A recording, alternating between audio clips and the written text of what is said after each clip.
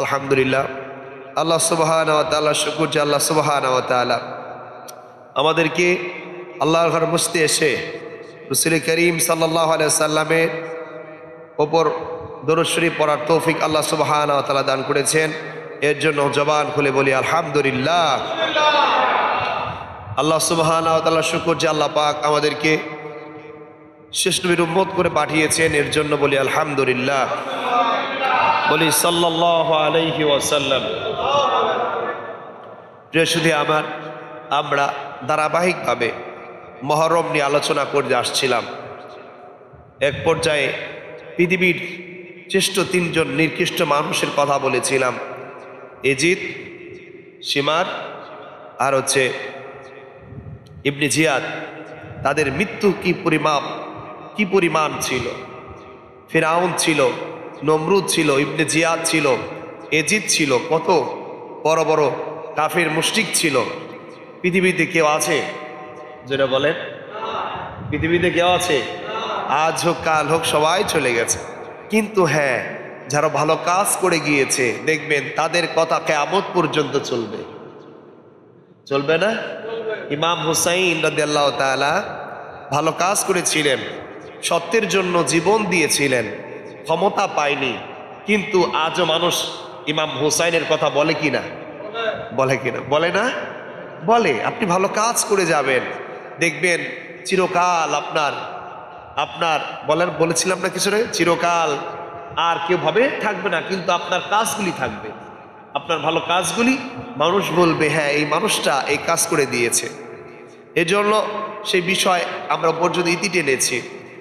আজকে যে বিষয় আপনাদের সামনে উপস্থাপন করব, সেই বিষয়টি হচ্ছে মসজিদের আদাব, মসজিদে আসা যাওয়ার পথে যে কাজগুলি আমাদেরকে করা উচিত, যেটা আমরা আজও করছি না বা আমরা জেনে অনেকেই ভুলে যাচ্ছি। এই কথাগুলি রিপিট করা দরকার বারবার, তাহলে পরে মসজিদের আদব, মসজিদের খেজমত, মসজিদের শান, আল্লাহ পাকের নিয়ামত, এই কথাগুলি বোঝা যাবে। এই সব কিছু আজকের বিষয় হবে জিকিরের আলোচনা। কি আলোচনা? জিকির। শুধুমাত্র আল্লাহ আল্লাহ জিকির করাটার নাম জিকির না, শুধুমাত্র লা ইলাহা ইল্লাল্লাহর জিকিরের নাম জিকির না, শুধু কোরআনে কারীম তেলাওয়াত করার নামও জিকির না। আপনি রাস্তায় হাঁটছেন, রাস্তায় এমন একটি কাঁটা দেখতে পাচ্ছেন, এই কাঁটা যদি আমি ফেলে দেই মানুষের লাভ হবে, আমি না ফেলে দিলে একজনের পায়ে লাগতে পারে। এরকম অনেক বস্তু আছে না? আপনার গ্লাস যদি ভেঙে যায়, রাস্তায় পড়ে যায়, ওই গ্লাস যদি পায়ে লাগে উপায় আছে? পাটা কেটে যাবে। অথচ যদি আপনি ফেলে দেন, আপনি আরেক বান্দার ভালো চাচ্ছেন, ভালো কাজ করলেন, এটাও এক শর্তে জিকির বলা হয়। সুবহানাল্লাহ। আপনি মানুষকে ভালো উপদেশ দিলেন, এটাও একটা জিকির। সত্য কথা বললেন, এটাও জিকির, মানে আল্লাহর স্মরণ। সুবহানাল্লাহ বললেন, আল্লাহর স্মরণ। আলহামদুলিল্লাহ বললেন, আল্লাহর স্মরণ। তাসবিহ পড়লেন, তাহমিদ, তাকবীর, সব কিছু কার জিকির? জোরে বলেন। মসজিদে আসার ভিতরে অনেক নিয়ম কারণ জিকির রয়েছে। আমরা এই মসজিদ কেন্দ্রিক কিছু আলোচনা আজকে করবো ইনশাআল্লাহ। বেছে বেছে আপনাদের সামনে অল্প কয়েকটি টপিকস নিয়ে এসেছি, বিষয় নিয়ে এসেছি। তা অনেক বড় হয়ে গেছে, 19টা। কয়টি? 19টা কথা আমরা শুনবো। জানি না আল্লাহ পাক চাইতে এই অল্প সময়ের ভিতরে আমরা কথা শেষ করতে পারবো কিনা। প্রিয় সুধী আমার, এগুলি একসময় চাহে তো বই আকারে বের করে ফেলবো, তখন আপনারা ডিটেলস পড়ে নেবেন। আমি সংক্ষিপ্ত আকারে আপনাদের সামনে উপস্থাপন করবো ইনশাআল্লাহ। আল্লাহর ঘর মসজিদ, এটা কার ঘর জোরে বলেন? এটা এই ঘর আর আপনার ঘরের ভিতরে পার্থক্য করতে পারেন কি? কথা বলেন, পারেন? আপনার ঘরে আপনি যা ইচ্ছে তাই করতে পারেন, কিন্তু আল্লাহর ঘর, এই ঘরে আপনি যা ইচ্ছে তাই করতে পারেন? কথা বলেন না, যা ইচ্ছে করতে পারেন? এই ভয় যখন অন্তরে আসবে, এটা আল্লাহর ঘর, তখন আপনার দ্বারা গুনাহ হবে না। আর যখন এই ঘরকে আপনার ঘরের মতো বানিয়ে ফেলবেন, তাহলে এই ঘরটার সম্মান আপনি বজায় রাখবেন না, তখন আপনার ইবাদতেও ভিতরে খুশু যেটাকে বলা হয়, এটা আসবে না, ভয় ভীতি আসবে না, শ্রদ্ধা ভক্তি আসবে না। আর যখন আপনি মনে করবেন আনতা আবুদাল্লাহ কাআন্নাকা তারাহু ফাইন লাম তাকুন তারাহু ফাইন্নাহু ইয়ারাক, সহিহ মুসলিম এসেছে যে যখন তুমি নামাজ পড়ো, দাঁড়াও, মনে করো আল্লাহকে তুমি দেখছো, আর যদি এটা তোমার ভিতরে কি এই পাওয়ার না আসে, তাহলে মনে করো আল্লাহ তোমাকে দেখছে। এই ভয় ভীতি নিয়ে কোনো মানুষ যদি দাঁড়ায়, বলেন আরে তাকে যদি মশায় কামড় দেয় সে জানবে? কথা বলবে না। মশায় কামড় দেয় জানবে? জানবে না তো। মানুষ আমরা এত উদাসীন। আমি এক জায়গায় দাঁড়িয়ে নামাজ আদায় করছি, হঠাৎ করে কারেন্ট চলে গেছে। তো মুরব্বী মানুষ একটা গালি দিয়ে বলছে, মরার কারেন্ট যাওয়ার সময় পেলা না। নামাজের ভিতরে বলে উঠছে কি, একটা গালি দিয়ে বলছে মরার কারেন্ট যাওয়ার সময় পাইলা না, নামাজের মধ্যে যেতে হইলো। তো বুঝেন উনি যে নামাজে আছে, উনার হ্যাঁ নামাজে আছে ঠিক, ফাওয়াইলুল লিল মুসাল্লিন, লোক দেখানো নামাজি, কিন্তু ওনার ভিতরে আল্লাহর ভয় নেই। আল্লাহ যে দেখছেন বা আমি আল্লাহকে দেখছি, ভয় তার ভিতরে নাই। আমি নিজ কানে শুনেছি, এর জন্য আমি কথাটা বললাম। সময় পেলা না, এই সময় কারেন্ট চলে যাওয়ার সময় হইল। নামাজ শেষে আমি দেখলাম, দেখি এই লোকটা আবার ঘুরে নামাজ পড়ে কিনা, দেখি নামাজ পড়ছে না। উনি মনে করছে সারাদিন কত কথা বলি, সমস্যা নাই, নামাজে 2-4-5টা কথা বললে কি এর সমস্যা? আসলে কি তাই? নামাজে কথা বলা যায়? কথা বলতে হবে, নামাজে কথা বলা যায়? মহান রব্বুল আলামিন এই আল্লাহর ঘরকে এত সম্মান দিয়েছেন, কিয়ামতের ময়দানে সব কিছু ধ্বংস হয়ে যাবে, কিন্তু এই মসজিদগুলো আল্লাহর দরবারে ফরিয়াদ করবে আর বলবে, রব্বুল আলামিন যারা আমার এই ঘরকে, তোমার ঘরকে সুন্দর করে সাজিয়েছেন, সুন্দর করে খেজমত করেছেন, এত পরিপাটি করে রেখেছেন, আল্লাহ এই বান্দাগুলাকে জান্নাত না দিলে আমি মসজিদ ঘর এখনো তোমার সামনে থেকে যাব না। মসজিদ ঘরগুলি আল্লাহর দরবারে সাক্ষী দেবেন আর বলবেন, আল্লাহ এই বান্দাকে গুলাকে জান্নাত দাও। কিয়ামতের ময়দানে এই মসজিদ ঘর ওই বান্দাদের জন্য সাক্ষী দিবেন যারা নাকি মসজিদ ঘরে খেজমত করেছে, মসজিদ ঘরের খেজমত করেছে, ইবাদত করেছে। আর যারা ইবাদত গুজারি তাদেরকে মসজিদ ঘর চিনবে। কিয়ামতের মাঠে আল্লাহকে মসজিদ ঘর ডেকে বলবে, আল্লাহ এই এই ব্যক্তিগুলি আমি আল্লাহ তোমার ঘর মসজিদের খেজমত করেছে। সুবহানাল্লাহ জোরে বললেন না? মানে সবাই তো আর খেজমত করেন না নাকি? আমরা তো বাঙালি, নিজের লাভ ছাড়া কি সহজে সুবহানাল্লাহ বলতে পারি? কথা বলে না। নিজের লাভ ছাড়া সুবহানাল্লাহ বলতে মনে চায়? চাই না তো। এর জন্য আল্লাহর হাবিব বলেন, আহাব্বুল বিলাদি ইলাল্লাহি মাসাজিদুহা। তাম পৃথিবীর ভিতরে অনেক ঘর রয়েছে, মানুষের ঘর আছে না? কত সুন্দর ডুপ্লেক্স বাসা। আমি সেদিন কি বল বানানিতে দাওয়াত খেতে গেলাম, বসালো এক জায়গায়, নিয়ে গেল উপরে ডুপ্লেক্স বাসা, ঘুরে ঘুরে উঠতে হয়। চেয়ে আছি যে এই যে একটা নতুন একটি বাসা। আরেক বাসায় গিয়েছি, ওটার স্টাইল ভিন্ন, এটার ক্যাটাগরি ভিন্ন। গ্রাম অঞ্চলের টিনের ঘর, আমরা দেই ছোটখাটো বিল্ডিং। এই যে ঘর এত সুন্দর করে সাজিয়েছেন, আল্লাহ বলে এই কোনো ঘরই আমার কাছে পছন্দ না, একটা ঘর পছন্দ। সেই ঘরের নাম কি? যেটা বলেন নাম কি? আল্লাহর কাছে যেটা পছন্দ সেটা সবচেয়ে পৃথিবীর উত্তম জায়গা। সুবহানাল্লাহ বলেন। এর জন্য আল্লাহর হাবিব বলেন, যে কথাটি মুসলিম শরীফ এসেছে, আহাব্বুল বিলাদি ইলাল্লাহি মাসাজিদুহা, আল্লাহর কাছে সবচাইতে পছন্দের ঘর, পছন্দের জায়গা হলো আল্লাহর ঘর মসজিদ। এরপর আল্লাহর হাবিব আরো বলেন, ওয়া আবগাদুল বিলাদি ইলাল্লাহি আসওয়াকুহা। আল্লাহর হাবিব বললেন, তামাম পৃথিবীর ভিতরে আল্লাহর কাছে সবচাইতে নির্দিষ্ট জায়গা, অপছন্দ জায়গা হলো বাজার। কি জোরে বলেন? কোথা? জোরে বলে বাজার। কিন্তু বলেন বাজারের সময় কয় ঘন্টা আর মসজিদে কয় ঘন্টা? কথা বলে না। বাজারে ঘন্টার পর ঘন্টা, চা একটা ফুরিয়ে গিয়েছে, আরেকটা চা দাও। এইদিকে 2 ঘন্টা সিনেমা শেষ হয়ে গেল, এর চা খাওয়া শেষ হয় না। আর মসজিদে আসলে সবার শেষে সালামটা শেষ, দোয়া দরকার নাই, সবার আগে বের। সুন্নত পড়ার জন্য পিছনে তাকালে দেখা যায় এখানে কয়েকজন, ওখানে কয়েকজন, এখানে কয়েকজন। এই হলো আমাদের পরিবেশ। কথাগুলি কষ্ট লাগছে? কথা বলে না, কষ্ট লাগছে? কখনো কখনো মিষ্টি, কখনো কখনো ঝাল, কখনো কখনো টক। এ না দিলে বান্দাগুলির দেহের ভিতরে ক্যান্সার যেমন ধরে যায়, ডায়াবেটিস যখন ধরে যায়, বান্দার কলবেও ঢুকে যায়। এর জন্য কখনো মধুর কথা, রসুল কখনো খুব নরম ভাষায় কথা বলেছেন, আবার রসুল যখন রাগিয়ে যেতেন রসুলের এই ভুরু এটা একেবারে ফুলে যেত। সুবহানাল্লাহ, সুবহানাল্লাহ বলবেন না? এত রাগ হতেন, সাহাবা একরাম ভয় কাঁপতেন। এর জন্য আল্লাহর হাবিব বলেন, তামাম পৃথিবীর ভিতরে শ্রেষ্ঠ জায়গা হলো মসজিদ, আর সবচাইতে নিকৃষ্ট জায়গা হলো বাজার। বাজারের জন্য আমাদের সময় আরো বেশি দিতে হবে কিনা? দিবেন? আজকে নিয়ত করেন আজ থেকে বাজারে কোনো এক্সট্রা সময় দিব না, বাজারে যাব, বাজার করে সবার আগে বাড়িতে চলে আসবো। সুবহানাল্লাহ পড়েন। দ্বিতীয়, প্রথম নাম্বার 19টি কথা আপনাদের শোনাতে চেয়েছিলাম। প্রথম নাম্বার, ইসলাম ও তাকওয়ার ভিত্তিতে মসজিদ নির্মাণ করা। মসজিদ আপনি নির্মাণ করবেন, আল্লাহর ভয় ভীতি নিয়ে নির্মাণ করতে হবে, ইখলাসের সহিত। আল্লাহর ঘর অনেক জায়গা কি হয়, একজনের সাথে আরেকজন ঝগড়া করে না, কিন্তু এটাকে মনে থেকে তাকওয়া নিয়ে ভিতরে ইখলাস নিয়ে আপনাকে আল্লাহর ঘর মসজিদ করতে হবে। আলহামদুলিল্লাহ পড়েন। এর জন্য আল্লাহ রাব্বুল আলামিন মসজিদ ঘরকে এত সম্মান করেছেন, মসজিদ ঘরকে এত পছন্দ করেছেন। প্রথম নাম্বার, আপনাকে ইখলাস এবং তাকওয়ার ভিত্তিতে মসজিদ করতে হবে। নাম্বার 2, মসজিদের পরিচালনা যারা করবে তারা দিনদার হতে হবে। কি একটা দিনদার? কি দার?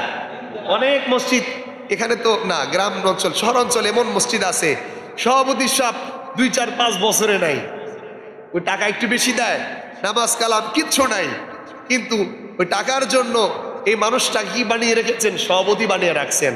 কিন্তু বলছেন না, মানুষটাকে দিনদার হতে হবে। মসজিদ পরিচালনা যেই করবে, যারা করবেন তারা নামাজি হতে হবে। আলহামদুলিল্লাহ পড়ে। এটা কি শুধু আমরা বলি না, আমার আল্লাহ বলে? যারা বলেন, কি বলে?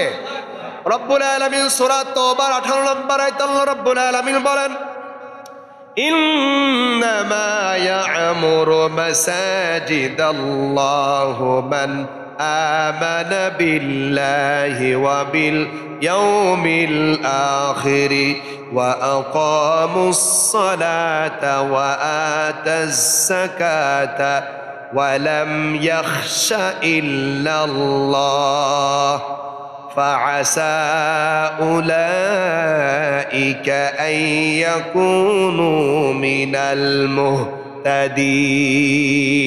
الله أكبر। রব্বুল আলামিন সূরা তাওবার 18 নম্বর আয়াতে বলছেন, আপনাদের শুনতে কষ্ট হচ্ছে? হঠাৎ করে জ্বর ঠান্ডা, এর জন্য কথা বলতে একটু কষ্ট হয়, একটু কষ্ট করে বুঝে নিবেন। রাগ করলেন? আবার কোরআনে কারীম তেলাওয়াতে ভয় হয়, এই ঠান্ডার কারণে যদি আবার তেলাওয়াতে ভুল হয়ে যায়, এই একটু ভয় থাকে। এজন্য আয়াত নাম্বার সহকারে বলছি, তাওবা 18 নম্বর আয়াত। আল্লাহ বলছেন, মসজিদ ঘর যারা আবাদ করবে তারা জানি কি হয়, তারা পরকালকে বিশ্বাস করে, নামাজকে কায়েম করে, যাকাত দেয়, তারা যেন আল্লাহকে ভয় করে এবং তারা যেন সঠিক পথ অবলম্বন অন্তর্ভুক্ত। তারা যারা নাকি আল্লাহর ঘর মসজিদকে কি করে, খেজমত করে, তাদেরকে বলছেন তারা হলো সঠিক পথ অবলম্বনকারী। সুবহানাল্লাহ বলে। তারা কি করবে? ঈমান আনবে আল্লাহর উপর, নামাজ কায়েম করবে, যাকাত দিবে, বা আল্লাহর সন্তুষ্টির জন্য সবকিছু করবে। সুবহানাল্লাহ। তা দ্বিতীয় নাম্বার, মসজিদ পরিচালনা করবে দিনদার, নামাজি পড়ে না, উনি মসজিদ পরিচালনা করলে ঠিক হবে? যেটা বলেন, আল্লাহ বলছে ওই মানুষ বলে পরিচালনা করবে যারা আল্লাহকে ভয় করে, আল্লাহকে বিশ্বাস করে, আখিরাতকে বিশ্বাস করে, আমল করে, আল্লাহর সন্তুষ্টির জন্য সব করে, তারাই হচ্ছে সঠিক পথে, যারা নাকি দিনের খেজমত করে যাচ্ছে। সুবহানাল্লাহ। এরপরে দেখেন, আপনি যদি মসজিদ ঘর খেজমত করবেন, এখন মানুষ খেজমত করছে না, আল্লাহর এই ঘর থেকে অনেক দূরে সরে আছে। কেন? মুহাদ্দিসের কেরাম বলছেন, এটা দুটি কারণ হতে পারে। কয়টা কারণ জোরে বলেন? দুটি কারণ। একটি হচ্ছে গুনাহকে আমরা ঘৃণা করি না। গুনাহকে ঘৃণা করি? জোরে বলেন। অনেকে বলে না, গুনাহকে ঘৃণা করো, মানুষকে নয়। আমরা অনেকে বলে না, গুনাহকে ঘৃণা করো, মানুষকে নয়। আপনি এক ব্যক্তি গুনাহ করছে, এর জন্য তার উপর কি আপনি হাত তুলতে পারেন? কথা বলবেন। হাত তুলতে পারেন? হাত তুলতে পারেন? একজন ভুল করতেছে, তার আপনি কথা বলতে পারেন, কিন্তু হাত তুলতে পারেন না। একজন মানুষ বিড়ি খাচ্ছে, খাওয়াটা অন্যায়, কিন্তু আপনি কি তার গালে একটা চর বসিয়ে দিতে পারেন? আপনি বলতে পারেন, ভাই এটা তো খারাপ জিনিস, এটা তো ক্যান্সার হয়, যদি নষ্ট হয়ে যায়, জীবন কেড়ে নেয়, 20 বছর হায়াত কমে যায়, এইরকম ফজিলতের কথা বর্ণনা করেন, এরপরে বলেন কোরআন হাদিস এটা নিষেধ করা আছে। এর জন্য আমাদের প্রথম যে ভুল, আমরা দুটি ভুল করি, এটির ভিতরে একটি হলো গুনাহকে আমরা ঘৃণা করি না। সুদ খাচ্ছে, ঘুষ খাচ্ছে, অপকর্ম করছে, জেনা ব্যভিচারী করছে, এইগুলাকে আমরা ঘৃণা করি না। দিন দিন সুদ ঘুষ জেনা ব্যভিচারী গুনাহ হারাম এগুলি আমাদের কাছে নর্মাল হয়ে গেছে। আগের মতো আছে হুজুর আমি সুদও খাই ঘুষও খাই, মানুষের জমি আমি মেরে খাই, অন্যের জমিকে আমি শক্তি বল দিয়ে আমি গ্রহণ করি, আবার 5 ওয়াক্ত নামাজও পড়ি। সুবহানাল্লাহ নাকি? সুবহানাল্লাহ। হ্যাঁ, সব করে কিন্তু নামাজও পড়ে। অনেকে বলে যাক করুক, কিন্তু নামাজটা তো পড়ুক। মানে কতটা স্যাক্রিফাইস ইনি করে দিচ্ছে দেখেন। দ্বিতীয় নাম্বার আমরা যে ভুল করি, বলছেন ইসলামের নির্দেশনা বলি, আল্লাহর যে কথাগুলি এগুলো আমরা মর্যাদা দিতে জানি না। আমরা এগুলাকে মর্যাদা দিই না, আল্লাহর কথাগুলো আমরা সম্মান হিসাবে, সম্মানিত কথা হিসেবে গ্রহণ করতে পারি না। এই সমস্যার কারণে আমরা দিন দিন গুনার দিকে ধাবিত হচ্ছি। নাম্বার 2 চলে গেল। নাম্বার 3 হচ্ছে মসজিদ নিয়ে অন্যের উপর গর্ব করা যাবে না। যে কথাটি ইমাম সহিহ ইবনে খুজাইমাতে হাদিসটি এসেছে, যে আমরা অনেকেই দেখছি বলে দেখছো আমার মসজিদ কত সুন্দর, তোমার মসজিদ তো ভাঙ্গা। হ্যাঁ, আপনি মসজিদ নিয়ে গর্ব করবেন কেন? বলতে পারেন আলহামদুলিল্লাহ আমাদের মসজিদে পরিবেশটা অনেক সুন্দর, আমাদের মসজিদের মুসল্লি আলহামদুলিল্লাহ অনেক বেশি আসে। এই কথা প্রশংসা করতে পারেন আমাদের মসজিদের খতিব সাহেবের ওয়াজ শুনে অনেক মানুষ দূর থেকেও আসে, আলহামদুলিল্লাহ পড়েন। আসে, অনেকে আসে না, আসে না, এখানে অনেকে আসে। তো এগুলি প্রশংসা করতে পারেন। আপনি যদি বলেন আমাদের মসজিদ এই সেই, রাসূল বলছেন না, তোমরা মসজিদ নিয়ে অহংকার করো, এটা কিয়ামতের আলামত। আমরা মসজিদ নিয়ে অহংকার করব না, সাবধান। এরপরে আমরা অনেকে আছে মসজিদে এসে অনেক তাড়াহুড়া করে চলে আসে, তাড়াহুড়া করে চলে যায়। হাদিসে আসছে, যা আবু দাউদ শরীফের হাদিস 686 নম্বর হাদিস, রাসূল করিম সাল্লাল্লাহু আলাইহি সাল্লাম বলছেন তোমরা মসজিদে অনেক ফ্রি ধীর স্থির ভাবে আসো, মসজিদ থেকে ধীরভাবে চলে যাও। আমরা অনেকে সবার শেষে আসি, সবার আগে চলে যাওয়ার জন্য কেমন যেন উদাসীন পাগল হয়ে যায়। এরপরে 5 নাম্বার যদি আমরা কথা বলি, কোনো প্রকার দুর্গন্ধযুক্ত কিছু নিয়ে মসজিদে আসা যাবে না। কোনো কিছু দুর্গন্ধ কি বুঝেন? যে লোকে সিগারেট বিড়ি খাচ্ছে তার কাছে দুর্গন্ধ লাগে? কথা বলে না। এর আপনার ব্যাখ্যা যদি আপনার কাছে থাকে, এমন জর্দা খায় মানুষ, সামনে কথা বলা যায় না, উনার কাছে অনেক মজা লাগে, গ্রান লাগে, কিন্তু আরেকজনের তো কষ্ট লাগে, লাগে না? লাগে না? হাদিসে আসছে যে কথাটি, হ্যাঁ তোমরা কি করো না, যে হাদিসটি মুসলিম শরীফে এসছে, রাসূল করিম সাল্লাল্লাহু আলাইহি সাল্লাম বলছেন তোমরা দুর্গন্ধ কোনো খাবার, বিশেষ করে পেঁয়াজ রসুন এই জাতীয় খাবার খেয়ে তোমরা দুর্গন্ধ মুখে নিয়ে আল্লাহর ঘরে আসবে না। কারণ তুমি যদি আল্লাহর ঘরে আসো, তোমার এই দুর্গন্ধের কারণে বান্দাও কষ্ট পায়, ফেরেশতাও কষ্ট পায়। সুবহানাল্লাহ বলেন। যে হাদিসটি সহিহ মুসলিমে 586 নম্বর হাদিস, আল্লাহ রাসূল সাল্লাল্লাহু আলাইহি সাল্লাম বলছে তোমরা দুর্গন্ধ কোনো খাবার খেয়ে আল্লাহর ঘরে মসজিদ ঢুকবে না, কারণ তোমার ভাইও কষ্ট পাবে, পাশাপাশি তো আল্লাহর ফেরেশতারাও কষ্ট পাবে। তাহলে কি পেঁয়াজ রসুন খাওয়া যাবে নাকি? আল্লাহর হাবিব সাল্লাল্লাহু আলাইহি সাল্লাম বলছেন লাউ ইয়ালামুন নাসু, মানুষ যদি জানতো মা ফিন নিদাই ওয়াস সাফিল আউয়াল, আজান এবং মসজিদে সবার আগে ঢোকা, সুবহানাল্লাহ। মানুষ যদি জানতো যে মসজিদে সবার আগে আসা বা আজান দেওয়া এটার আমল, এটার ফজিলত যদি জানতো, সুম্মা লাম ইয়াজিদু ইল্লা আইয়াস্তাহিমু আলাইহি লাস্তাহামু, তাহলে মানুষ একজন আরেকজনের সঙ্গে লটারি দিয়ে পাল্লা করে কার আগে কে আসবে সবার আগে আসতো। আপনারা তো সুবহানাল্লাহ বাড়িতে যেয়ে বলবেন নাকি? নিয়ত করে আসছেন আজকে সুবহানাল্লাহ বলবোই না, কারণ একটাও আমাদের আমল নাই, এর জন্য আমরা একটাও বলবো না। ব্যাপারটা কি এরকম?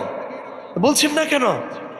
সুবহানাল্লাহ বললে গুনাহ হবে, এর জন্য বলছেন। এখন বলে সুবহানাল্লাহ বলার টাইমে সুবহানাল্লাহ বলতে হবে। এরপর রাসূল করিম সাল্লাল্লাহু আলাইহি সাল্লাম আরো বলেছেন ওয়ালা ইয়ালামু মা ফিন তাহজিরি লাস্তাবাকু ইলাইহি। আল্লাহ রাসূল সাল্লাল্লাহু আলাইহি সাল্লাম বলছেন যদি মানুষ জানতো মসজিদে আগে যাওয়াটা কত ফজিলত, তাহলে মানুষ প্রতিযোগিতা করত কার আগে কে যাবে, এমন যেন যে ফজরে পড়তে বসে থাকতো। সুবহানাল্লাহ বলবেন না? এর জন্য মসজিদে সবার আগে আসতে চাই কি চাই না? না ঘুমাবেন?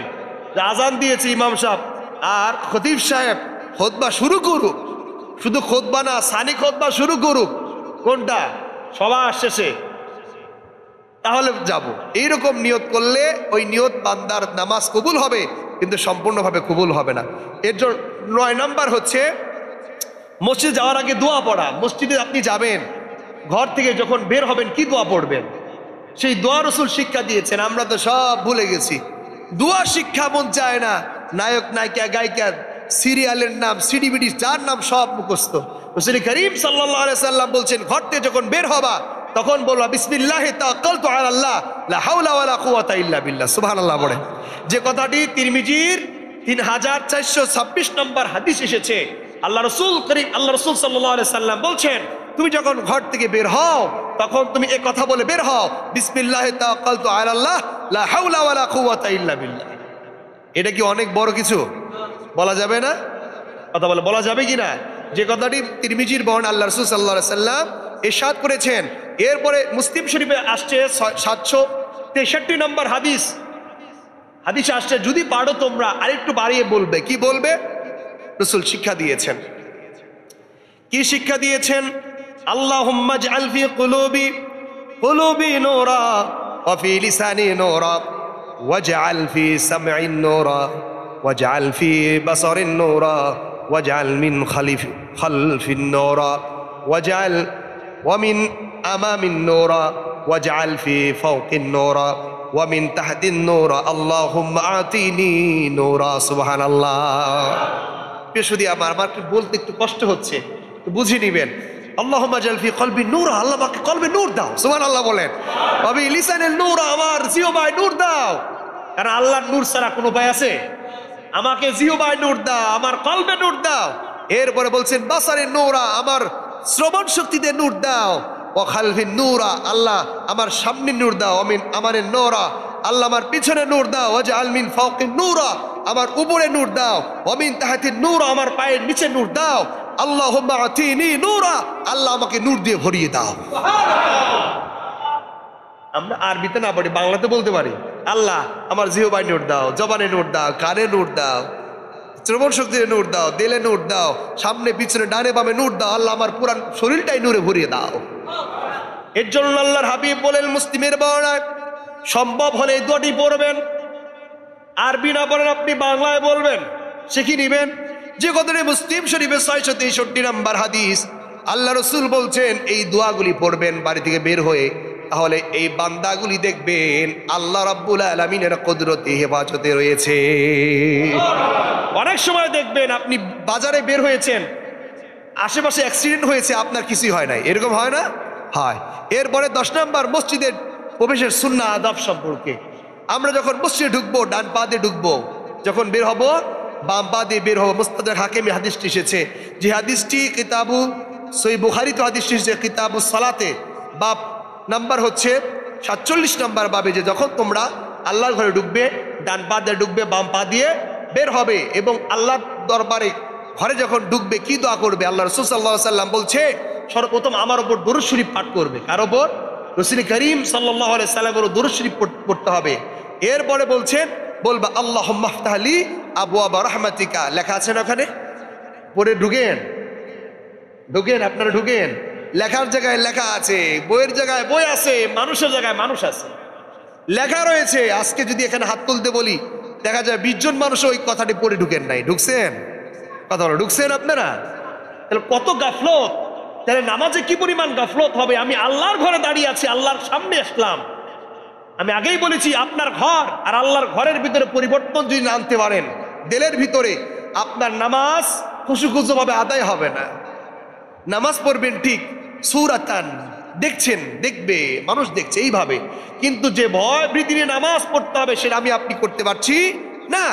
এর জন্য আল্লাহ রাসূল বলছেন এর যখন বের হবা আল্লাহুম্মা ইন্নী আসআলুকা মিন ফাদলিকা বলে আবার মসজিদ ঘর থেকে বাবা দিয়ে বের হব। আমরা পারবো তো ইনশাআল্লাহ? আরে ভাই কেমনে পারবো? ফরজ শেষ, সবাই দৌড়। আজকে আবার বের হওয়ার সুযোগ নাই, হুজুর বৃষ্টি যখন হয়েছে আমরা সবাই সুন্নত পরেই বের হব, এরকম নাকি? সংক্ষিপ্ত করে বলছি। এরপর আল্লাহ রাসূল সাল্লাল্লাহু আলাইহি সাল্লাম বলছেন যদি পারো তোমরা আরো বেশি দোয়া পড়ো। অনেকে হাদিস এসছে, এত পরিমাণ কথা নিয়ে এসছি যা আর মনে হয় 2 জুমা লাগবে, এটা সংক্ষিপ্ত বলছি। 11 নাম্বার, সময় শেষ। নামাজে অজু অবস্থায় থাকতে হবে, মসজিদে অজু অবস্থায় থাকতে হবে। মসজিদে কি অবস্থায় থাকতে হবে? অনেকে আছেন এতেকাফে বসছেন আল্লাহর ঘরে, উজু চলে গেছে, একটু পরে করি উজু, এরকম আছে না? কথা বল, এরকম আছে কি না? হাদিস রয়েছে যে কথাটি মুসলিমের 445 নম্বর হাদিস, যে কথাটি মুসলিমের বুখারীর 445 নম্বর হাদিস, মুসলিম শরীফের 649 নম্বর হাদিস। মাত্র 2টা কিতাব একটু চোখ মিলাইছিলাম, তাই 3-4 ঘন্টার ওয়াজ সময় হয়ে গেছে। কারণ এতগুলো হাদিসের রেফারেন্স আনলে তো অনেক সময় প্রয়োজন, এর জন্য সংক্ষিপ্ত করে বলছি। আমরা যত টাইমে নামাজ পড়বো, কারণ আজকে একটা জানাজা আছে, এর জন্য আমরা জাস্ট দেড়টায় নামাজে দাঁড়াবো। ওয়াজ দরকার পরে এই টপিকসটা পরের জমায় আরেকটু আমরা আলোচনা করব, যাতে করে আমরা বুঝতে পারি।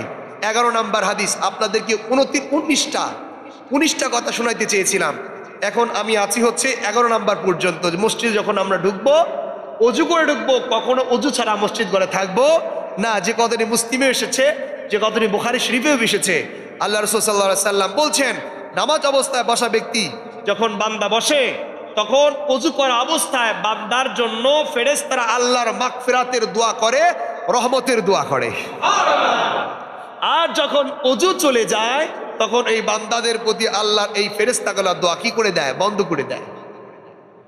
আপনি যতক্ষণ আল্লাহর ঘরে থাকবেন অজু অবস্থায়, দুনিয়াবি কোনো কথা বলবেন না। রাসূল করিম সাল্লাল্লাহু আলাইহি সাল্লাম বলছে, এই বান্দার জন্য, নামাজের জন্য অজু করে যখন মসজিদ ঘরে বান্দা ঢুকে যায়, যতক্ষণ পর্যন্ত বান্দা মসজিদ ঘরে ঢুকে, বুখারীতে এসছে, মুসলিমে এসছে যে ওই বান্দার উপর ফেরেশতাগুলি রহমতের দোয়া, বরকতের দোয়া, মাগফিরাতের দোয়া করতে থাকে ততক্ষণ পর্যন্ত যখন বান্দা মসজিদ ঘরে পর্যন্ত থাকে বা অজু করা অবস্থায় থাকে। সুবহানাল্লাহ। তাহলে আল্লাহর ঘরে আমরা যতক্ষণ থাকবো অজু করে থাকবো কিনা? কথা বলে না, অজু করে থাকবো কিনা?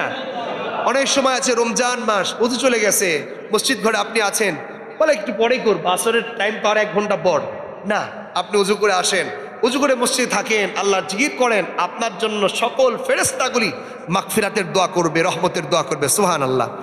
আরেকটা বলে আমি আজকে এই কথা শেষ দিচ্ছি। নাম্বার হচ্ছে 12 নাম্বার, মসজিদে উঁচু আওয়াজ করা যাবে না। মসজিদে কি করা যাবে না? উঁচু আওয়াজ করা যাবে না, শোরগোল বাজানো যাবে না। আমরা এটা দেখি অনেক জায়গায় হয় যে যখন মিলাদ শুরু হয়, মিলাদের পর একটু জেলাপি থেকে বাবা দোয়া মিষ্টি মিষ্টি থাকে, এটা এখন উঠে যাচ্ছে, এটা আমার আপনার কারণে উঠে যাচ্ছে। দেখা যায় একটা জিলাপির জন্য ঝগড়া লাগাই দিচ্ছে, লাগে না? লাগে না? আবার যে দিচ্ছে অনেক সময় ইনি ইনসাফ ভিত্তিক দিচ্ছে না, নিজের লোক হলে 2টা দিচ্ছে। দেখছে একটু গরিব মানুষ, কষ্ট পাইলেন, তার একটু ছোটটা দিলেন, এটা ইনসাফ হলো? এটা ইনসাফ হলো? আপনি বাইরেও ইনসাফ করতে পারেন না, আপনি আল্লাহর ঘর মসজিদে ইনসাফ যদি না করতে পারেন, দুনিয়া কোথায় করবেন আপনি ইনসাফ? আপনি দুনিয়ায় কোথায় ইনসাফ করবেন? আপনার দায়িত্ব দিল জেলাফি দেওয়ার দায়িত্ব, মিষ্টি দেওয়ার দায়িত্ব, আমার পোলারে দিলাম আমি 2টা, আমার ভাতিজারে দিলাম 2টা, কিন্তু ও তো কৃষকের ছেলে, ওকে একটা দিয়ে দিলাম, এটা ইনসাফ? কথা বলে না, ইনসাফ হলো?